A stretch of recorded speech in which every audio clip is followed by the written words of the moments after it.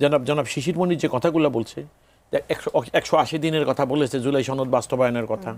ওনারা এটাও বলেছে যে সংসদীয় উপকমিটিতে তারা লোক দিচ্ছে না, কি কারণে? তারা মনে করতে আছে জুলাই সনদে তারা যে প্রস্তাবনায় সম্মতি দিয়ে আছে সেটার খেলাফ হবে। আমার বন্ধু শিশির মনির মতো এত পণ্ডিত মানুষ, তার এই কথাটাকে এভাবে উপস্থাপন করাটাই আমার কাছে গ্রহণযোগ্য মনে হচ্ছে না, এই কারণে যে জুলাই প্রস্তাবনা বিলম্ব হলেও এখন পর্যন্ত এটা আইনের কোনো মর্যাদা অর্জন করে নাই। এটা এখন পর্যন্ত কেবলমাত্র প্রস্তাবনা। এবং আপনি দেখবেন সংবিধানের পরবর্তী সংশোধন, এবং ওনারা সংবিধান এখন যে সংসদের যে উপকমিটি যেখানে করা হয়েছে, 12 জন দেওয়া হয়েছে, ওনাদের 5 জনের জন্য অপেক্ষা করতেছে, প্রপারলি ফাংশনিং হচ্ছে না।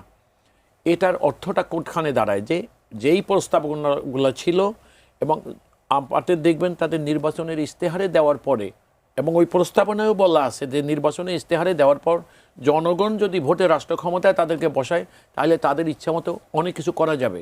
সেই ক্ষেত্রে এইটার ব্যালেন্সটা কিন্তু বিএনপির অনুকূলে।